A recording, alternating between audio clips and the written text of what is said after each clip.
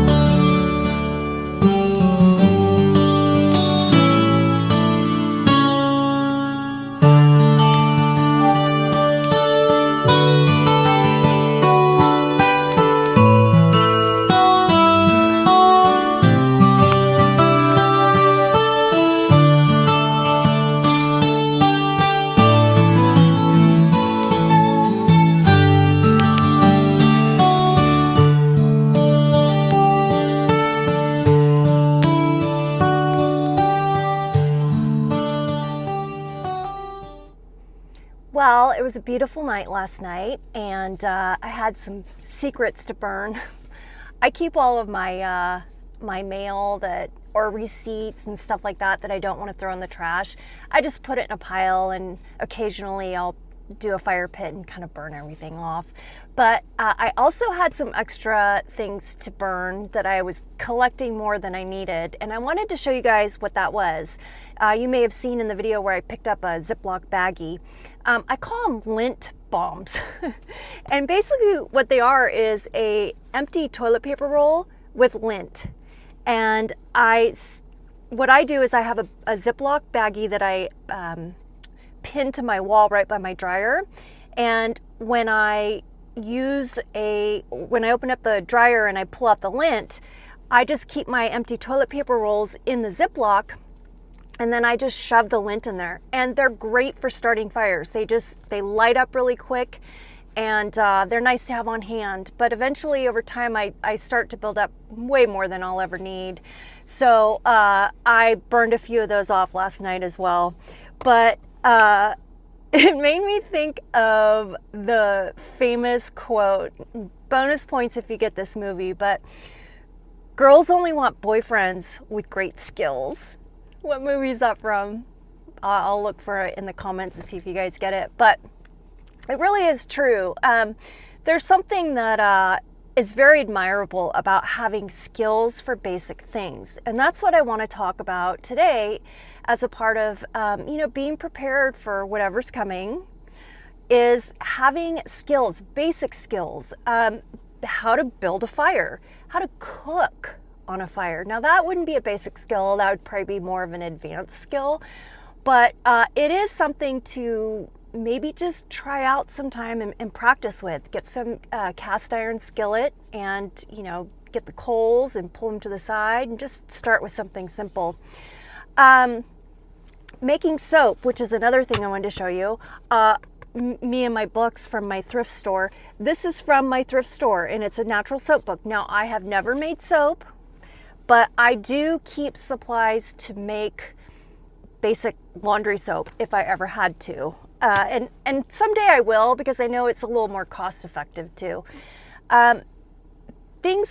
Practice doing things without electricity if it's not absolutely necessary.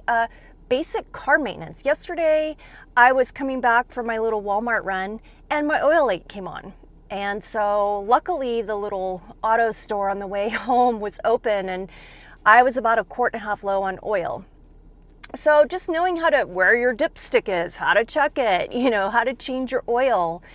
Those are how to inflate tires. I've needing new tires and they keep losing air, but just stuff like that. It's really important to be able to generally take care of yourself. And these are things that a lot of us rely on somebody else to know to do.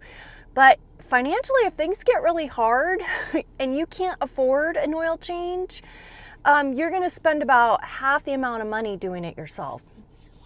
But I got to thinking about this because I watched a video about a week ago that I saved and I recorded a certain clip out of it.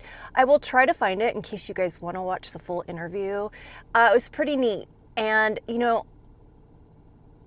it's amazing to me when you find a video, you'll see what I'm talking about here in a minute, of someone that you would probably disregard as not knowing anything about our future or what's coming, and hearing them speak about it, that they get it too. And I don't mean to be like, I don't know if ageist is the word I'm looking for, but I think this guy is well into his 80s.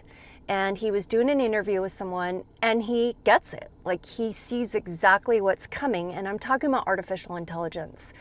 I use artificial intelligence. In fact, the music that I have to put on my videos is AI because it's all copyrighted. So even things that seem generic, like commercial music, they're not. I've had so many times where I thought I found some like generic, just, commercial like video music, and I get a copyright.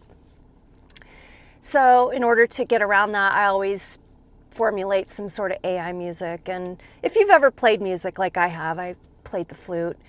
It sounds like crap if you really listen to it, but it's really the only way I have found that guarantees I won't get in trouble.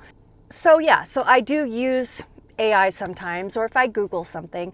But to be honest with you, other than that, I have zero desire to find a way to make $1 million off of it or anything like that. I personally am of the belief that it is going to be the destruction of us. And here's what I mean. Listen to what this guy has to say about AI. Artificial intelligence is not artificial at all. It's autonomous intelligence. Now, the threat is this. What we are currently doing is imbuing the existing behavior of humanity, the existing way of thinking, into these algorithms. The algorithms cannot differentiate between good and bad. There's no moral sentiments in this intelligence. So it's absorbing the behavior that humans engage in. And the behavior that humans engage in is destructive, disruptive, negative, not consensus and cooperation. So this intelligence, which is being imbued into the metaverse, is, as fast as the investors can make it, going to become autonomous. So what's interesting in this clip is he basically is saying, we're all stuck on this artificial word. And I thought that was really, really insightful, because he's basically saying, no, it's not artificial. It's autonomous, and autonomous is individual, it's self-governing.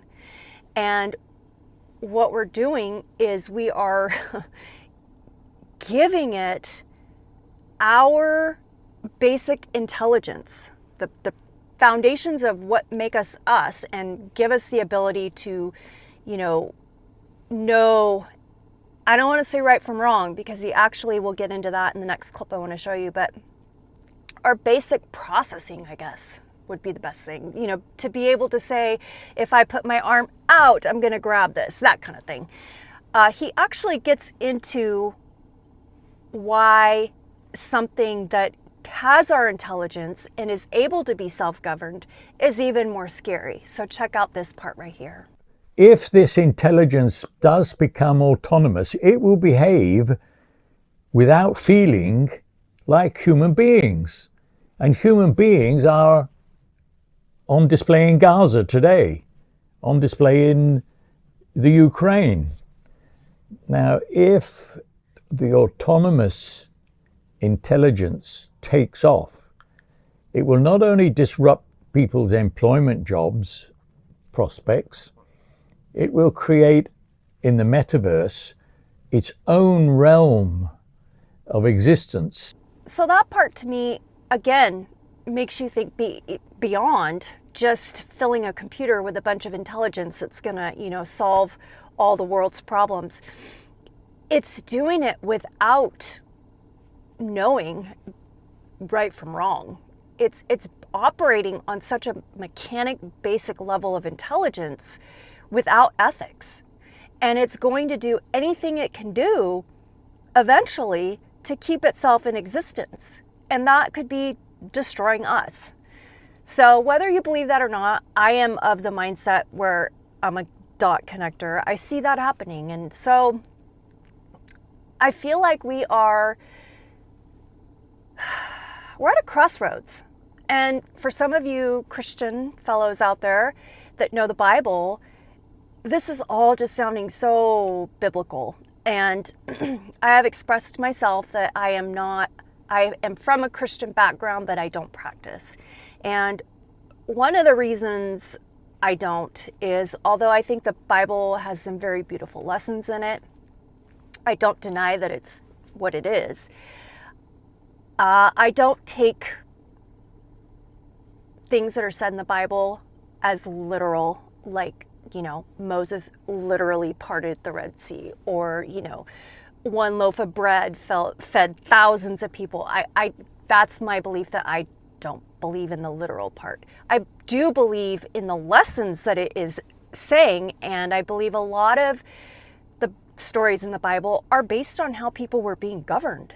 And that is why when you look at politics and religion, no matter how much you try to keep them apart, in my opinion, that's why they always cross, because it was about how people were being governed, and they were writing about it. They were writing about the lessons and the warnings of seeing what they were experiencing, how they were being governed.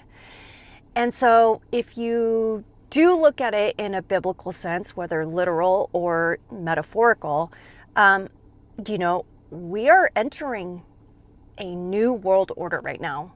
And the question you have to ask yourself is, are you going to participate in that? And if you don't want to participate in that, you need to start working on skills. You need to have a basic sense of how to take care of yourself. You need to build community. Start learning and doing a barter and trade system with your neighbors or your community, because guess what? If we go into this digital currency, which, by the way, Trump, that's part of the reason he wants to open government back up, is because he wants to initiate what it will be the issuing in digital currency. And yes, I've had people argue, well, we already have a digital currency, and we do. I mean, if you're using Apple Pay, or you can use your phone to pay for stuff, I get it, and I have used it. So I'm not trying to sound like I'm so anti this or that, but what you have to understand is, once our physical dollar is gone, and I'll say, I mean, when I buy ammo, I pay cash. Because I don't want that. I don't want that traced. I don't want anybody knowing how much ammo I have stocked up here. So there are certain things that you want that autonomy. And once the physical dollar is gone, your autonomy for what you buy and purchase is gone. It is all tracked and monitored. So, resisting the conveniences, like I talked about yesterday, it is convenient to just order the Walmart your food on the Walmart app, and then hit the I'm on my way, and it's tracking your car as you get there. They're just sucking up information. They are sucking up data. And so we can choose to just be in that, and there will be people that do. But there's also going to be people that don't want that, or at least have the option. But where everything is going with the digital IDs and digital currency, all of our autonomy is being taken away. Yet we're creating this system that is becoming that without ethics. So pay off your debt, get your health in order, start eating healthier, start being a little squirrel and putting your stuff away, because if you don't want to take that fork in the road where it's going, the new world order, you've got to have a backup plan.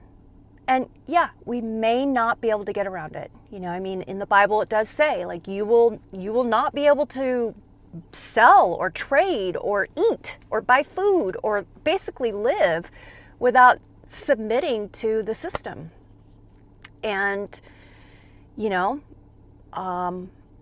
I know some of us will resist that. I will. I won't do it. And it's not for me in the sense of because I believe that I'm going to go to hell if I do. That's another thing I struggle with as far as religion. I don't believe that someone who's a Buddhist is going to hell because they don't believe in Christianity. But that's not a video for this. That could be a whole other video. But I just think it's something to think about, guys. Things that were a slow boiling frog, and it's slowly coming into this. And a lot of people out there, where I've said this before, it's not a right or left thing. It's not a Democrat, it's not a Republic thing. If you look at, we have total Republicans in power right now, and they're issuing in the new system. So we can't look at it like, I'm just going to vote Republican all the time. First of all, we need to have a balance of power in there. But in the end, they're both doing the same thing, just one has sprinkles on top. Like I said, one's just more like, wham, we're doing it. So keep that in mind and really start evaluating your daily life and how much of it has been introduced with technology and conveniences and not having to know how to do things for yourself.